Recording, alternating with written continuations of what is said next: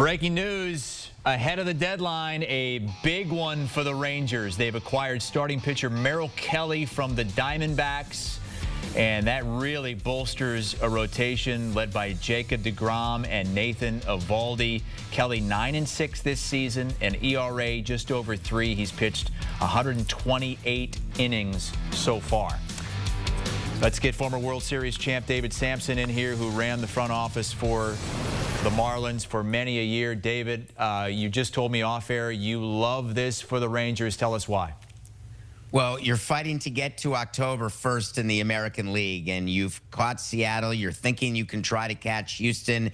And when you get into a series in October, despite what the Dodgers did in the World Series, where you got a bullpen game and you can't find a healthy starter, you want as many healthy starters as possible. And deGrom is healthy, Eovaldi is healthy, and those are top of the rotation guys. When you can have a Merrill Kelly start a game 3 or a game 4, come back for a game 7, you're talking about depth, and that sort of depth is what you need to win it all. And make no mistake, the Rangers won a World Series. They'd like to come back and win another World Series and start the talk of maybe another Texas dynasty. So I'm all in with what the Rangers are doing. If you were laying it out right now, if the postseason was starting and you've got a 7-game series, how would you start their horses? If I didn't need any of them, so I was starting everyone fresh on full rest, I want Jacob deGrom as my game 1 starter. I just find him, when he's healthy, is one of the best pitchers I saw over the course of my career. And that's saying something just because I got to watch, Randy Johnson and Greg Maddux. But Jacob deGrom is that when he's healthy. He's just not healthy all that much. But you said if healthy. Eovaldi didn't get the All-Star nod, but really should have and got paid as though he did. He is someone who we traded for, and he is imagine him in a game 2. Just look at the rotations when you've got Seattle and Texas fighting right now. 2 phenomenal rotations. I would take both of those over the Astros rotation, and the Astros thinking that they got help by bringing Correa back is not probably the type of help that you would need, because that's just replacing, Paredes, who's out for the year. So for me, the teams behind you, when they get better, it's scary.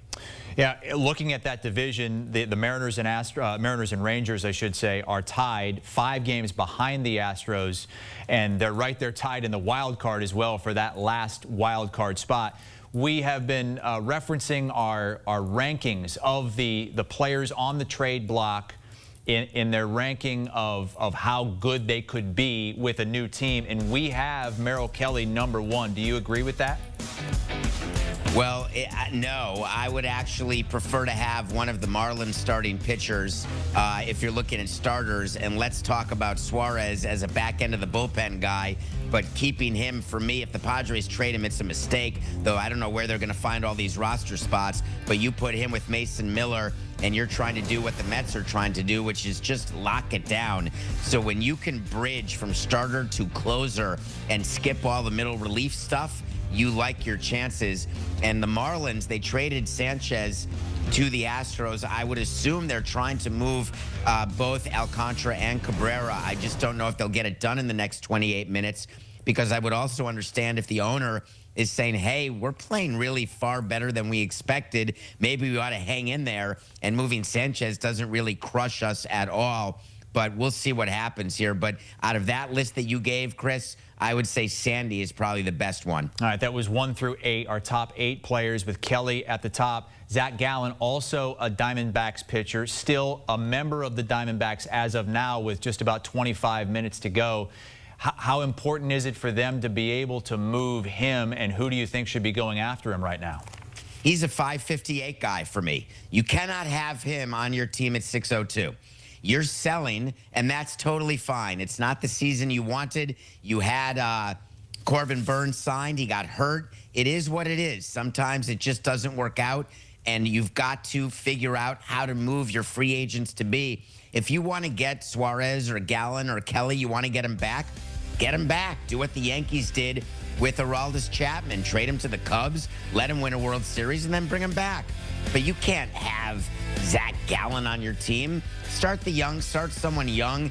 Give the ball to anybody over these last 2 months because your season's done. I would assume Gallen gets moved. You just have to lower your asking price as the minutes head towards 6 p.m.